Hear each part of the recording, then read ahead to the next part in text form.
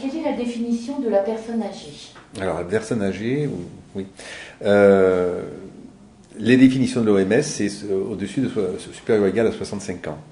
Alors maintenant, si on demande à des gériatres si c'est la définition d'une personne âgée, ils diront que c'est beaucoup plus âgé. Et maintenant, pour l'instant, on a un consensus aux alentours de supérieur ou égal à 75 ans. Peut-être que dans 10 ans, nous serons à supérieur ou égal à 80 ans. On verra. Mais pour l'instant, c'est plutôt 75 ans. Et maintenant, pouvez-vous nous dire un petit peu comment on évalue une personne âgée? Alors, évaluer une personne âgée, je pense de l'évaluation gériatrique. Oui, il faut d'abord évaluer le terrain, hein, ça c'est clair. Alors, évaluer le terrain, ça veut dire qu'il y a beaucoup de choses à faire. Il y a la nutrition, il y a l'autonomie, il y a les capacités de dépendance, la capacité d'utilisation des instruments de la vie quotidienne. Donc, il y a beaucoup de grilles qui sont qu'on utilise en gériatrie. En ce qui concerne plus particulièrement notre prise en charge douloureuse, c'est clair qu'on ne peut pas tout faire et on va plutôt se centrer sur le dépistage de la fragilité parce que ça va intervenir dans les prises en charge de la thérapeutique pour éviter éventuellement les effets indésirables liés à la présence de cette fragilité. Alors si les critères actuels, c'est au moins un critère sur tout un ensemble de critères. On a l'âge, supérieur ou égal à 80 ans. Il y a l'albuminémie, quand elle est inférieure ou égale à 30 grammes par litre. Vous avez aussi le nombre de comorbidités, supérieur ou égal à 3. Le nombre de traitements concomitants, et c'est classes médicamenteuses, hein, c'est pas le nombre de médicaments pris, hein, enfin le nombre de pilules, c'est supérieur ou égal à 5. Et puis vous avez... et la clairance, bien sûr, que j'avais oublié, et qui est pourtant la chose la plus importante, inférieure ou égale à 60. Il faut commencer parce que... Oui. Ouais. Oui. Alors, non, pour la définition, c'était bien. Oui, c'est ça que tu as fait. D'accord. Donc, pouvez-vous nous dire comment évaluer une personne âgée? Alors, une personne âgée, c'est vrai qu'il faut l'évaluer dans son ensemble. Donc, ça veut dire évaluer le terrain proprement dit, voir l'environnement aussi. Hein. On a l'environnement social, l'environnement familial. Alors, le terrain lui-même, c'est vrai qu'il faut voir comment le sujet âgé se comporte, à la fois dans son autonomie, dans sa nutrition, sur le plan cognitif. Donc il y a toute une série de tests pour ça. Aussi sur le plan de l'autonomie de gestion des outils quotidiens, le téléphone, des choses comme ça. Là, il y a encore des outils qu'on peut utiliser. Et puis il y a aussi la dépendance hein, en termes d'autonomie, etc. Et puis vous avez également la gestion de ses capacités de locomotion. Il y a encore des tests supplémentaires. Alors, vous voyez, il y a toute une série de tests importants et qui demandent beaucoup de temps.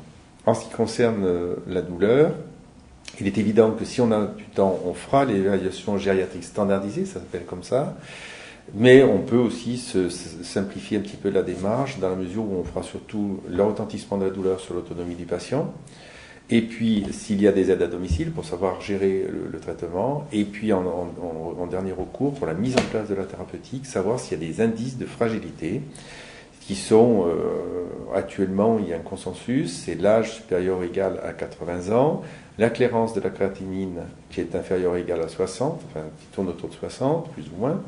Ensuite, vous avez les comorbidités supérieures ou égales, le nombre de comorbidités supérieur ou égal à 3, le nombre de traitements concomitants supérieur ou égal à 5. Alors, les critères de fragilité pour le sujet âgé, actuellement, il y a un consensus. C'est d'abord l'âge, bien entendu, supérieur ou égal à 80 ans. La clairance de la créatinine, en fonction qu'elle est supérieure ou égale à 60 ml par minute. Le nombre de comorbidités supérieur ou égal à 3. Le nombre de traitements concomitants supérieur ou égal à 5. Et l'albuminémie, c'est la dénutrition, bien sûr, inférieure ou égale à 30 grammes par litre. Voilà, il suffit d'avoir un seul de ces critères pour dire que la personne est fragile. Donc ça va quand même être important sur le plan de la thérapeutique. Je voudrais revérifier un truc. Et donc, quelles sont les spécificités de l'évaluation de la douleur chez la personne âgée? Alors, les spécificités de l'évaluation de la douleur chez la personne âgée, il y a plusieurs choses. Je pense qu'il faut déjà savoir si la personne est communicante ou pas. c'est quand même très important. Alors, si elle est communicante, il y a une spécificité, c'est l'utilisation des outils. Et il est certain que les outils qui sont classiquement les gold standards, comme l'EVA, sont quand même plus difficiles à utiliser sur le sujet âgé et présentent souvent une acceptabilité un petit peu diminuée. Alors, l'EVA, en général, il faut la présenter verticalement. Hein. Ça améliore l'acceptabilité. Par contre, je pense qu'il faut favoriser l'échelle numérique et l'échelle verbale simple. Alors ça, c'est pour les patients communicants. Le souci, quand le patient a des problèmes de communication, par exemple, en général, il y a un consensus actuellement sur le MMS. En gros, on a des doutes sur la capacité d'un sujet à s'auto-évaluer quand le MMS est inférieur ou égal à 18. Ça ne veut pas dire qu'on ne peut pas avoir une auto-évaluation fiable, mais la fiabilité baisse très très vite en dessous de ce score. Donc on peut considérer actuellement, c'est le consensus international, que le score de MMS c'est 18, en dessous duquel il faut utiliser des échelles comportementales, ce qu'on appelle des échelles hétéro-l'évaluation. Et là, vous avez des échelles validées qu'il faut utiliser. Et si nous parlons entre la douleur aiguë, la douleur chronique de la personne âgée, donc ça aussi, je pense qu'au niveau de l'évaluation, c'est pas tout à fait la même chose. Qu'est-ce que vous pouvez nous dire sur ça? Alors, je crois qu'il y a d'abord... il est clair que la douleur aiguë, elle peut s'exprimer de façon différente chez le sujet âgé par rapport à un sujet plus jeune. Ça continue à vous répondre à la première question. Dans la mesure où il peut y avoir des comportements inattendus qui ne font pas forcément penser à de la douleur, l'agitation, l'agrippement par exemple, on le retrouvera dans les grilles, ou bien des comportements par défaut, c'est la prostration, etc. Donc il faut quand même les rechercher parce que c'est vraiment des comportements auxquels on ne pense pas. Et évidemment, au fur et à mesure où la douleur va avancer dans son cursus, la douleur chronique, on va avoir beaucoup d'états de régression, et c'est quelque chose qui est très particulier dans le sujet âgé, avec ces dépressions, on l'a dans la douleur chronique, mais le sujet âgé va faire une régression en fait, et il va donc plus manger, il va plus sortir, il va plus s'occuper de regarder la télévision, de sortir des amis, etc. Et donc c'est des symptômes qu'il faut repérer, parce que le simple fait de prendre en charge la douleur pourra améliorer l'évolution de ce syndrome et faire revenir la personne à une socialisation correcte. Et est-ce que vous pouvez nous parler donc plus particulièrement donc, des échelles comportementales d'hétéroévaluation? Alors, les échelles comportementales, il y en a beaucoup de développées. Il y en a quelques-unes qui ont été validées. Il y en a à peu près une douzaine en langue anglaise. En France, on a 4 grilles qui sont validées en français, donc, qui ont été validées correctement, donc on peut utiliser. 2 échelles sont reconnues par l'HAS à l'heure actuelle, c'est le DOLO+, et le CPA. 2 échelles ne sont pas encore reconnues par l'HAS, dans la mesure où il y a des publications en cours. C'est le PACSLAC, c'est une échelle canadienne d'origine anglophone, hein, enfin en langue anglaise, et qui vient d'être traduite en français, et dont la traduction a été validée. Mais il faut donc faire passer les critères de validation à l'HAS. Et Algo+, qui est une grille française et spécifique de la douleur aiguë. Alors, les 3 premières grilles sont des grilles très complètes, qui sont très sensibles pour détecter la douleur chez le sujet âgé, avec un nombre d'items important, et qui demandent bien entendu du temps de passation. Mais elles sont extrêmement sensibles, très précises. Algo+ est vraiment ciblé sur la douleur aiguë, avec un nombre d'items petits et qui permet une évaluation globalement pour 80% des patients en moins d'1 minute. Donc justement, est-ce que vous pouvez nous préciser ce qu'est l'échelle Algo+? Alors, la difficulté pour les soignants, c'était d'avoir un outil pour une douleur aiguë, pour évaluer la douleur aiguë chez une personne âgée non communicante, ayant des troubles de la communication verbale, en fait c'est plutôt ça qu'on dit maintenant, et de passation simple, rapide, fiable et surtout très rapide. Avoir un diagnostic et en même temps un chiffre permettant de savoir s'il faut mettre en place la thérapeutique ou pas. Donc dans ces conditions, il faut un nombre d'items restreint et il y a donc 5 items dans la grille. Chaque item, c'est une sorte de domaine dans lequel il y a plusieurs comportements de base, et il suffit qu'un seul des comportements dans chacun des items soit présent pour côté 1, donc dire que l'item est positif. Et ce soir, quand il repas, il va faire. Donc description donc, des items de l'échelle Algo+. Voilà, alors la grille se présente sous forme de 5 items. En fait, chaque item, c'est une sorte de domaine dans lequel il peut exister un certain nombre de comportements. Il suffit qu'un seul comportement soit présent dans l'intérieur de l'item pour coter cet item de façon positive, c'est-à-dire dire qu'effectivement, il y a un problème de douleur.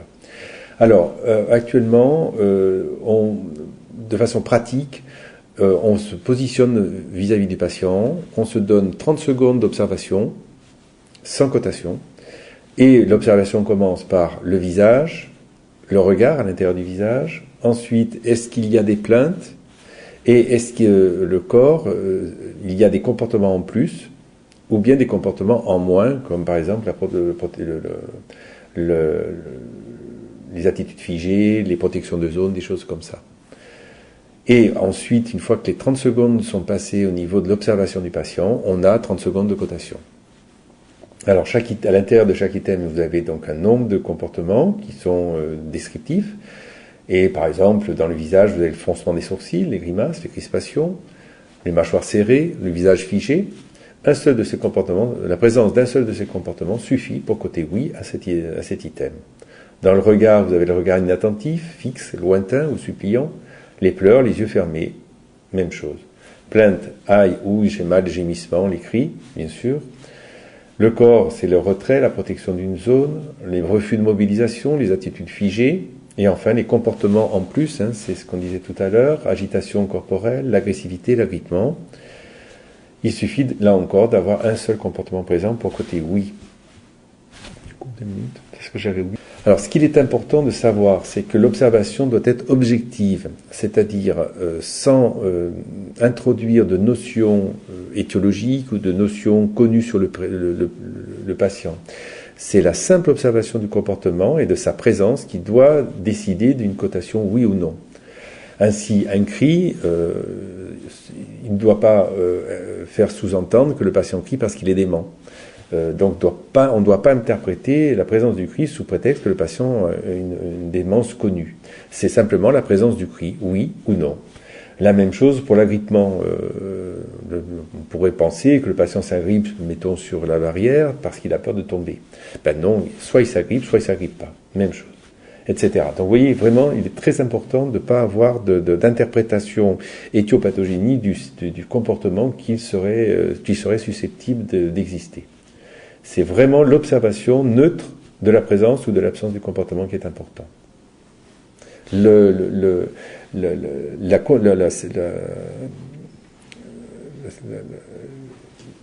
Désolé, je cherche le mot, tu couperas.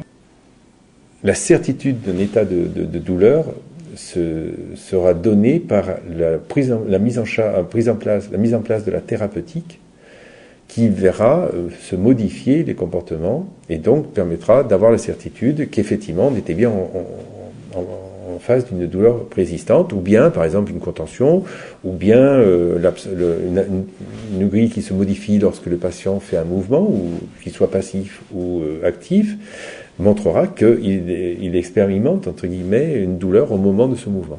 Et donc la grille est apte à coter ces différences de douleur, d'intensité douloureuse, pendant ces modifications de mouvement.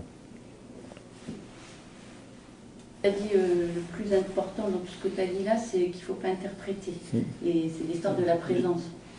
Alors, donc, la grille Algo Plus se présente sous la forme de 5 items qu'on pourrait qualifier de domaines de comportement dans lesquels vous avez des comportements basiques. Il suffit qu'un des comportements présents dans la ligne d'item soit présent pour qu'on cote oui. Alors, l'organisation de la cotation se fait de façon simple.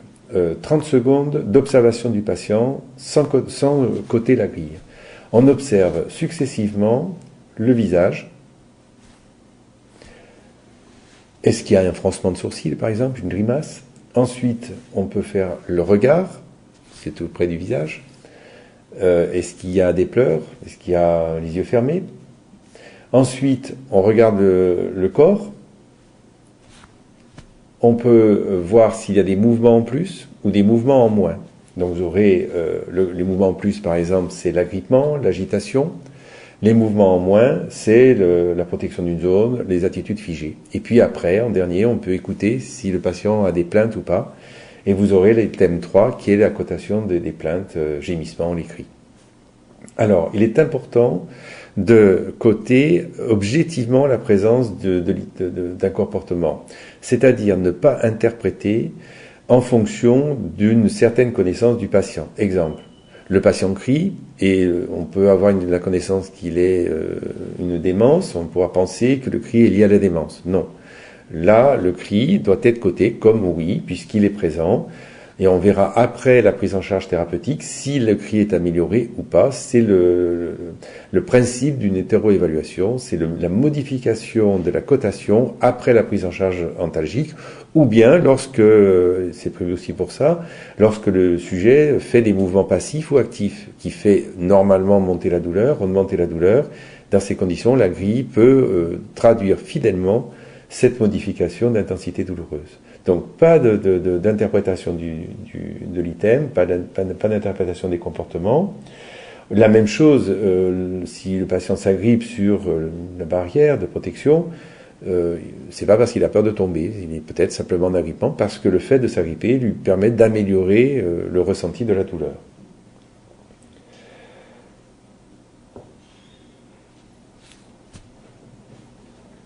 Je crois que c'est... Alors voilà l'exemple de l'organisation de la grille avec le premier item qui est la cotation du visage et dans lequel il faut voir s'il y a des froncements du sourcil, ce qui est le cas de la patiente à côté. S'il y a des crispations, oui. Par contre, on peut dire qu'il ne grimace pas, on voit bien qu'elle n'a pas les mâchoires serrées. Le visage est peut-être à la limite un petit peu figé, effectivement. Le regard, par contre, montre de façon très, très importante l'espèce d'inattention. Il est un peu lointain, on voit que la personne vous fixe sans vous regarder, et ça c'est typique de cette modification qui peut être engendrée par la douleur. Dans ce cas-là, bien entendu, il n'y a pas les pleurs, il n'y a pas les yeux fermés qui peuvent arriver lorsque la douleur est très importante. Autre exemple de comportement lié à l'item 1, le froncement des sourcils qu'on voit bien en gros plan, c'est la même patiente que tout à l'heure. Et vous voyez, c'est ce qu'on appelle l'oméga frontal, mais bien sûr, comme dans toute gériatrie, l'oméga frontal, ça peut être aussi un signe de démence, ça peut être aussi un signe de dépression. Tant pis, il est là, on le cote oui. On verra ce qui se passe après la prise en charge.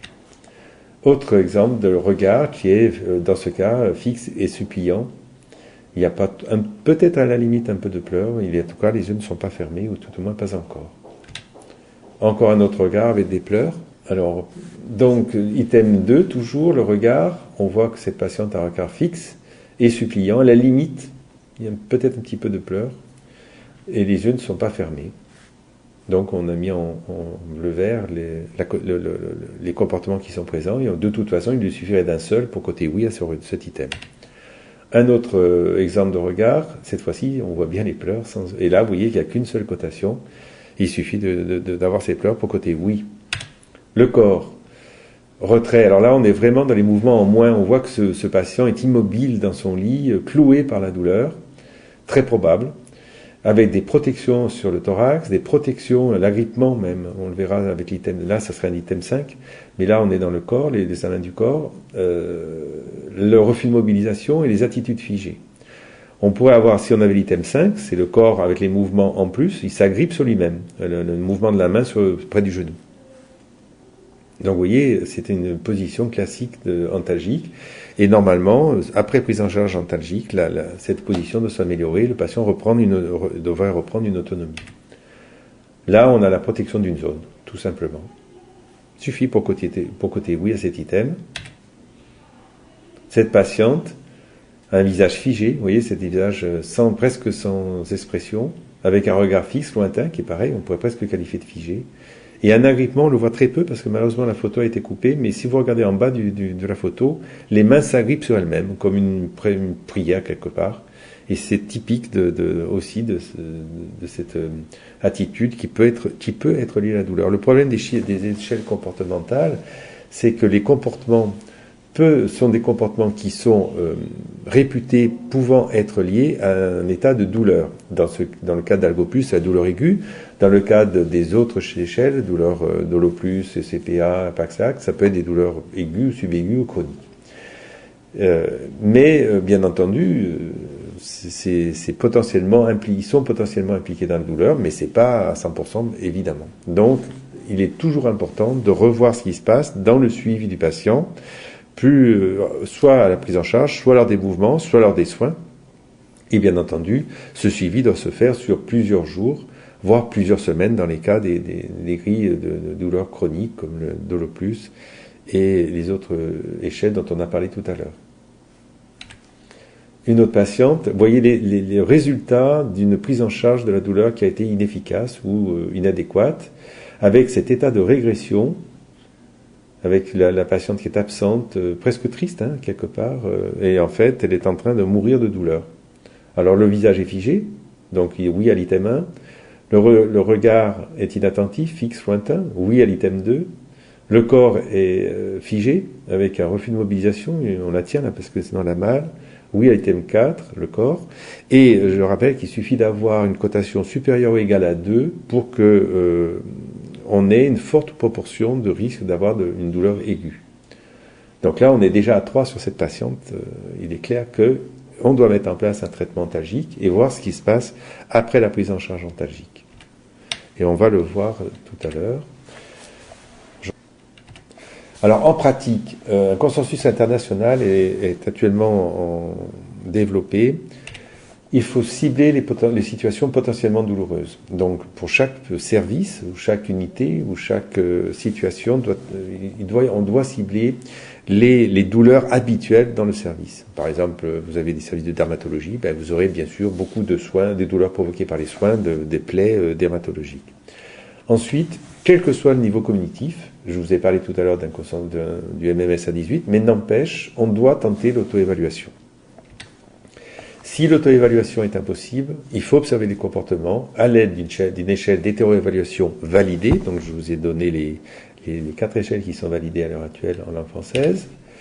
On recherche l'aide de personnes connaissant bien le patient, les familles, les aidants, les soignants, bien entendu. Ils connaissent le patient, ils voient s'il y a une modification de comportementale récente. Très important pour être alerté, être attentif à l'apparition d'une douleur. Et de toute façon, quoi qu'il arrive, en cas de doute, pratiquer un test antalgique. Et bien entendu, en suivre le résultat. Logique.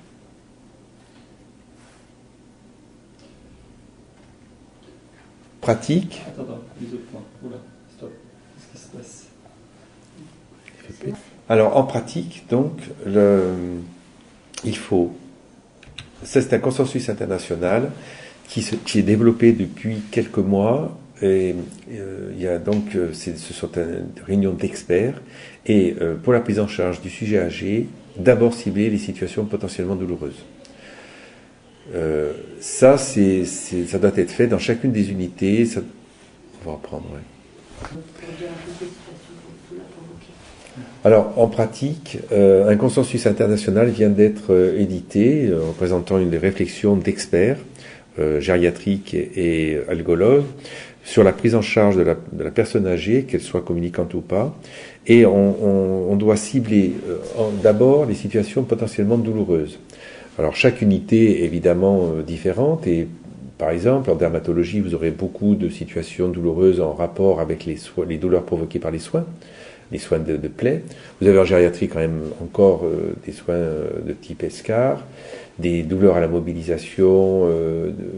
Donc, chaque service doit faire une liste des situations qui sont classiquement reconnues comme douloureuses dans leur quotidien. Ensuite, quel que soit le niveau cognitif, il faut tenter l'auto-évaluation. Consensus d'experts, important. Même si le patient est en dessous d'un MMS de 18, on doit quand même tenter l'auto-évaluation qui est quand même, je vous le rappelle, le gold standard. Il n'y a rien de mieux que de demander au patient lui-même s'il souffre plutôt que de regarder son comportement. On sait d'ailleurs que regarder le comportement c'est bien, mais des fois ça entraîne un parasitage de l'impression du soignant qui va se fier plus à ce qu'il voit que ce que dit le patient en tant qu'auto-évaluation. C'est-à-dire qu'il remet en doute le résultat de l'auto-évaluation parce que le comportement n'est pas tout à fait en rapport avec l'auto-évaluation. C'est le patient qui a raison. Si l'auto-évaluation n'est pas possible, pas fiable, on observe les comportements à l'aide d'une échelle d'hétéro-évaluation. Donc, il y en a 4 de validés en langue française. 2 ont des scores seuils, Algoplus et Doloplus. Alors, je vous rappelle, les scores seuils d'Algoplus, c'est supérieur ou égal à 2. À partir de ce score, on doit mettre en place une thérapeutique. Pour Dolo+, c'est supérieur ou égal à 5. Les deux autres échelles n'ont malheureusement pas de score seuil actuellement publié. Ensuite, il n'est pas inutile de rechercher l'aide de personnes connaissant bien le patient, que ce soit la famille, les aidants, les bénévoles, et bien sûr vous, soignants, vous avez l'habitude de votre patient dans un certain nombre de cas ou d'unités, et vous savez s'il y a un comportement qui va être modifié ou pas. Il faudra toujours penser que la modification du comportement peut être liée à une douleur. Une personne démente a l'habitude de bouger beaucoup, de se balader dans le service. Si d'un seul coup elle s'immobilise dans son lit ou dans son fauteuil, peut-être que c'est lié à un problème de douleur. En cas de doute, il faut pratiquer un test antalgique, et c'est l'intérêt de ces grilles comportementales ou de l'auto-évaluation qui va vous donner un suivi et qui verra éventuellement, qui montrera une amélioration sur le résultat. Et ça veut dire qu'il faut, bien entendu, ne pas oublier d'aller réévaluer le patient après le test antalgique. Si c'est une douleur aiguë, il faudra aller le faire au moment du pic d'efficacité du médicament. Et ça, c'est fonction, bien entendu, de la clinique du médicament lui-même. Mais ça, on peut le connaître par les renseignements techniques. Et si c'est une douleur chronique, évidemment, il faudra faire un suivi sur le long terme.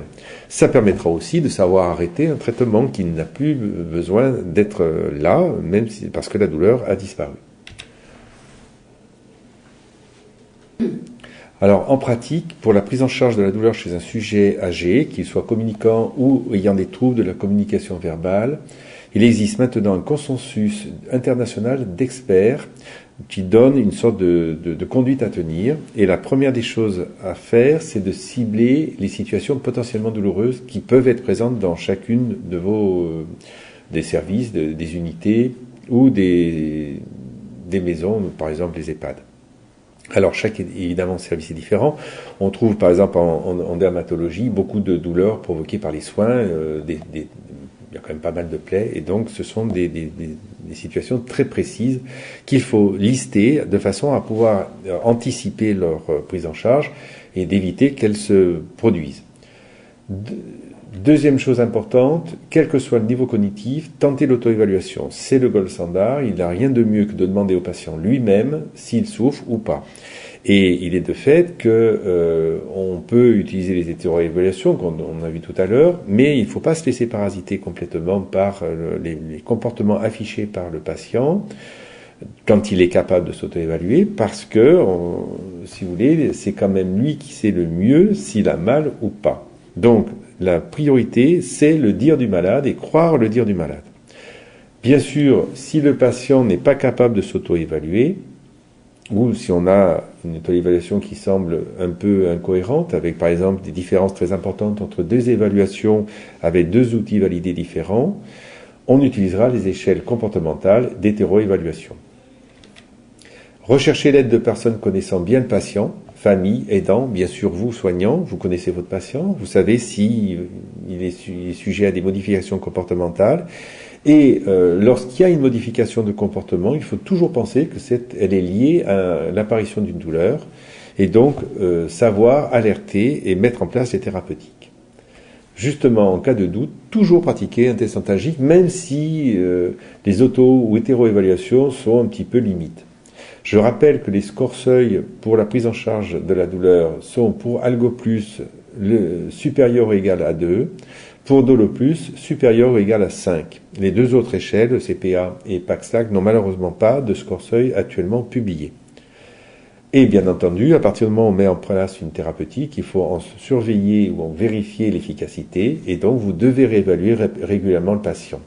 Lorsque la douleur est aiguë, et bien entendu, il faudra appliquer le médicament et vérifier l'efficacité au moment du pic d'efficacité du médicament. Ça dépend de la galénique, ça dépend de la voie d'administration. Ça, toutes les choses sont très bien colligées. Si c'est une douleur chronique, et bien évidemment, il faudra voir l'évolution sur le long terme et faire des suivis réguliers, pratiquement tous les jours, de l'état du patient. Bien sûr, si la douleur est provoquée par le soin, il faudra faire au moment du soin, au moment de la partie la plus douloureuse du soin. Et bien sûr, avant, pour pouvoir établir une comparaison. Ça a aussi l'avantage de pouvoir éventuellement arrêter le traitement quand la douleur a disparu, ce qui est toujours intéressant chez un sujet âgé dont on sait qu'il a beaucoup de médicaments à prendre pour l'état cardiovasculaire ou d'autres raisons.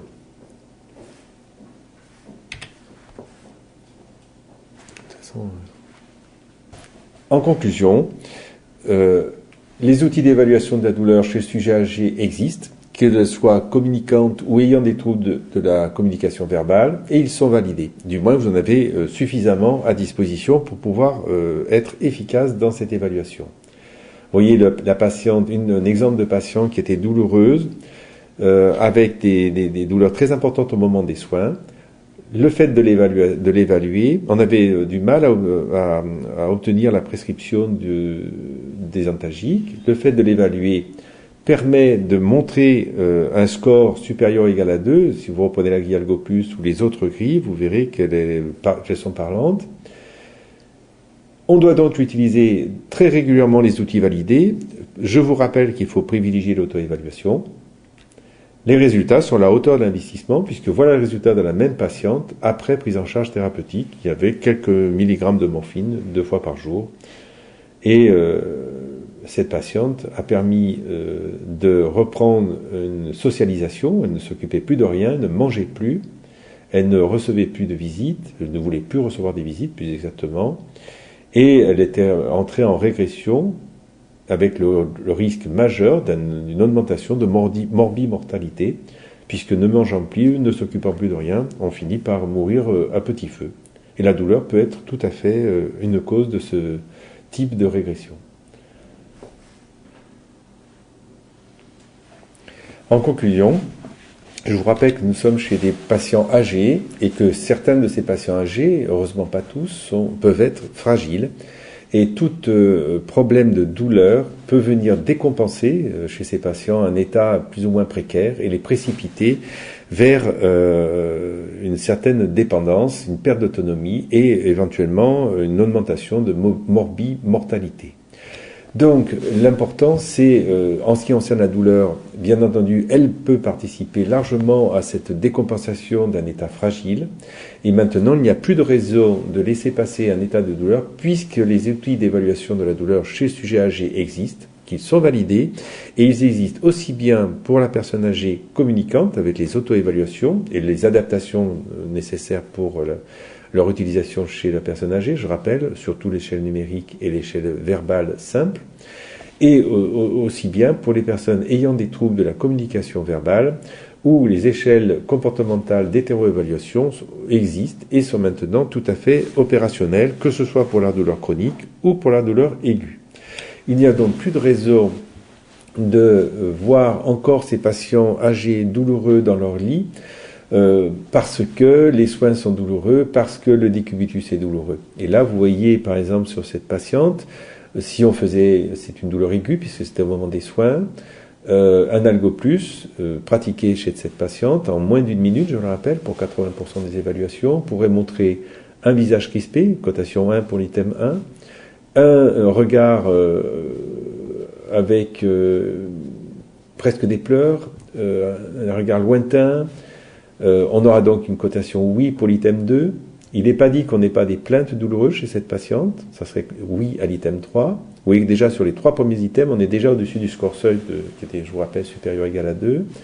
Ensuite, il y a certainement une immobilisation probable. On ne voit pas le corps malheureusement. Et je vous rappelle qu'il faut quand même avoir un temps d'observation de quelques secondes pour voir l'ensemble du corps. On ne voit pas non plus l'item 5 qui serait agrippement, agitation. Toujours est-il que cette patiente où la prise en charge antalgique a tardé, et voilà le résultat en termes d'évolution, avec une patiente qui se déconditionne, qui rentre en régression, voire en dépression. Vous voyez, le regard est devenu terne, absent, une absence totale aussi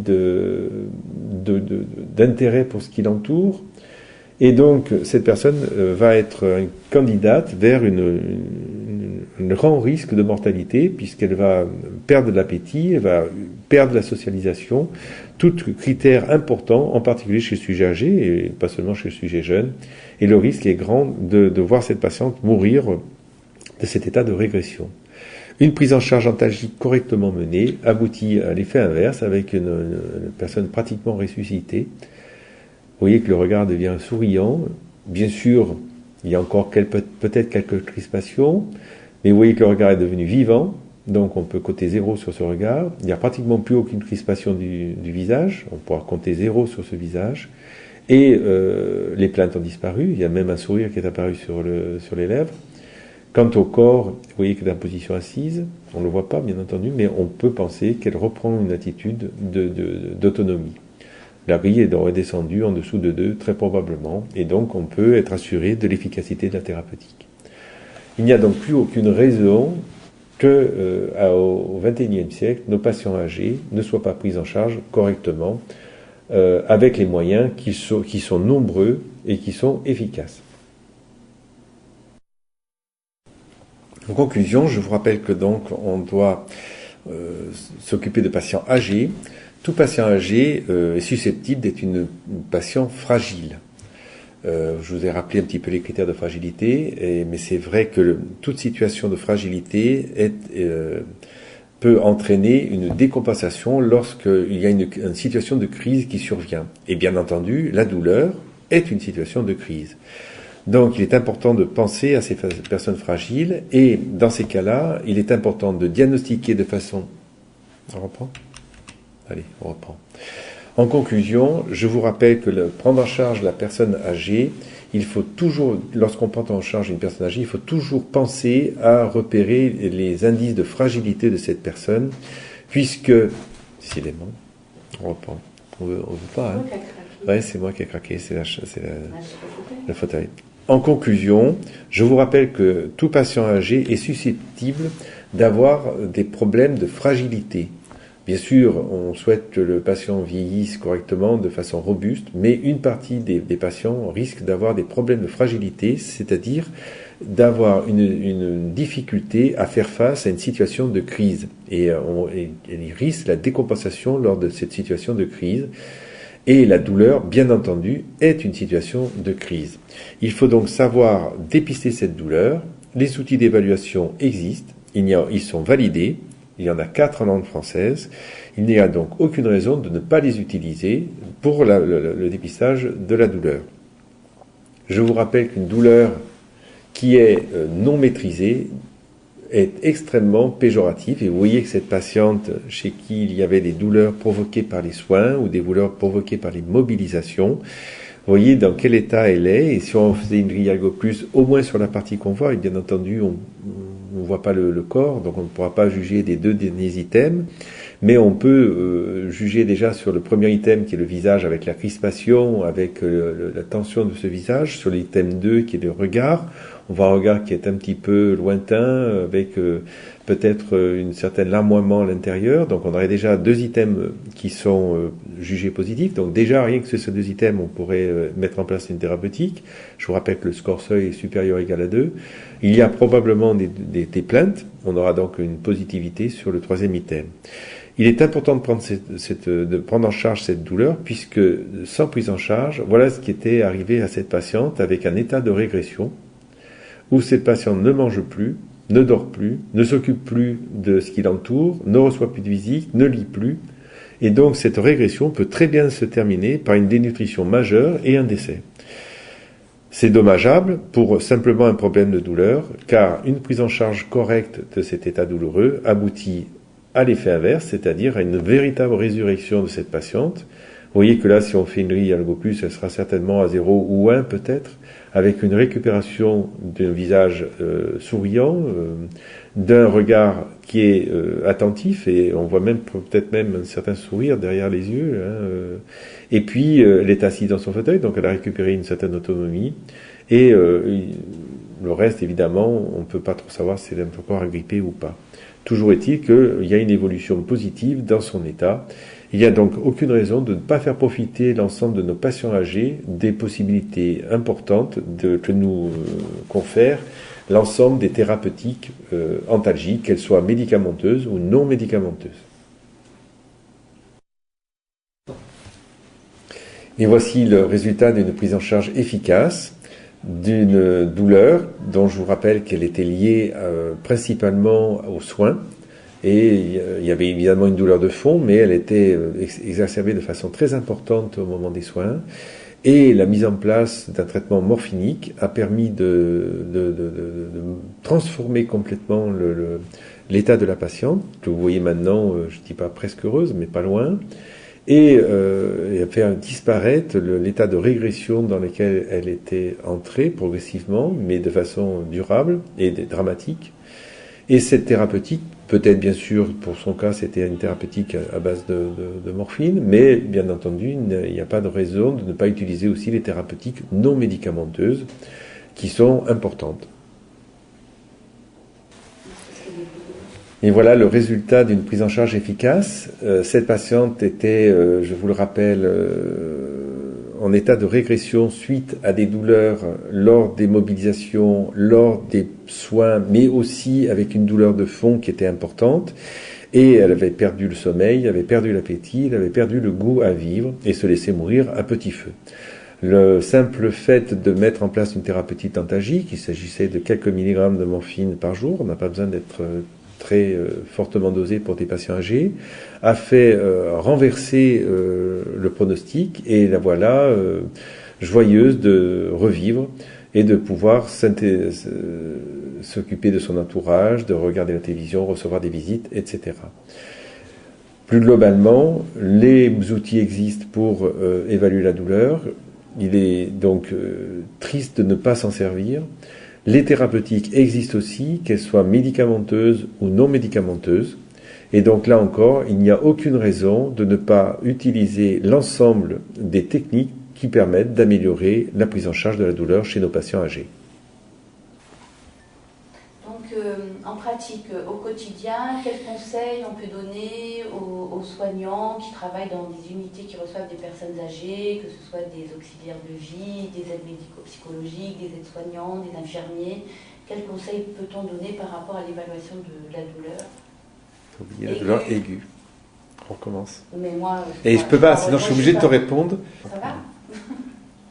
Alors en pratique, pour la prise en charge de la douleur aiguë, qu'elle soit liée à une pathologie, par exemple une fracture, une chute, une douleur d'escar, ou bien liée à la mobilisation, ou bien liée aux soins eux-mêmes, qu'ils soient des soins curatifs ou des soins pour un examen, par exemple, il est important je vous rappelle, de demander au patient s'il a mal, donc c'est l'auto-évaluation, et surtout, lorsque le sujet a des troubles de la communication verbale, d'utiliser une échelle d'hétéroévaluation, et en l'occurrence, la seule qui est validée à l'heure actuelle pour la prise en charge de la douleur aiguë, c'est Algo+.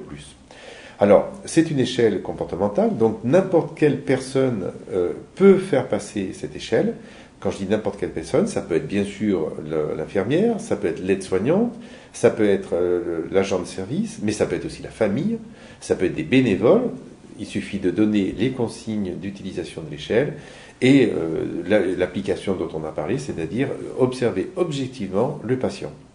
Dans ces conditions, l'évaluation peut être faite de façon répétitive. Je vous rappelle qu'elle est faite de façon très rapide, moins d'1 minute. Et la mise en place de la thérapeutique et son suivi pour être repéré, pour être effectué aussi par n'importe quel patient, n'importe quel douloureux. Donc au quotidien, en pratique, quels conseils peut-on donner aux soignants pour évaluer la douleur aiguë chez les patients âgés?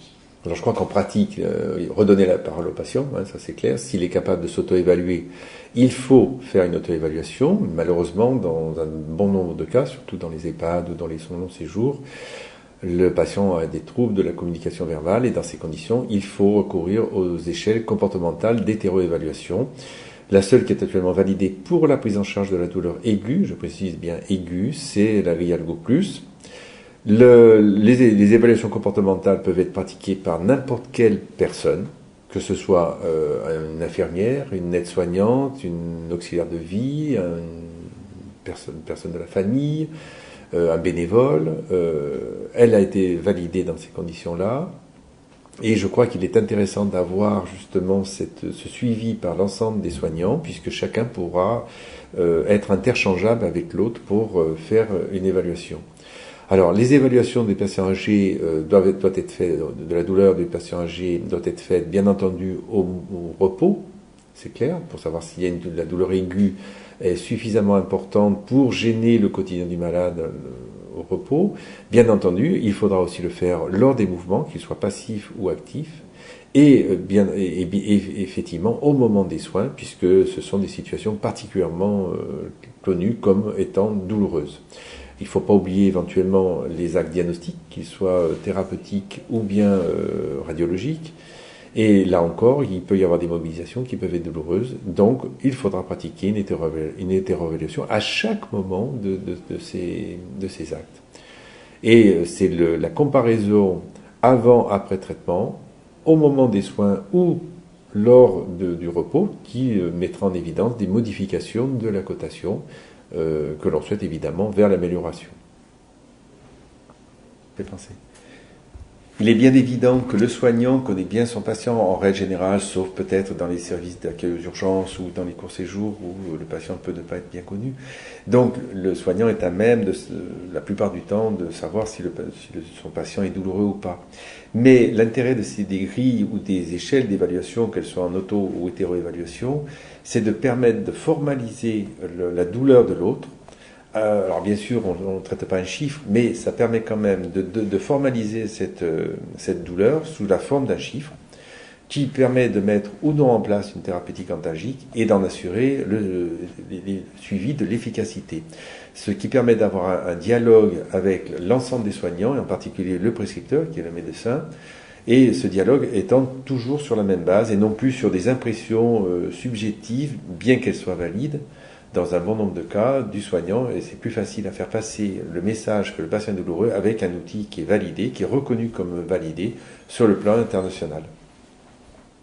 J'espère.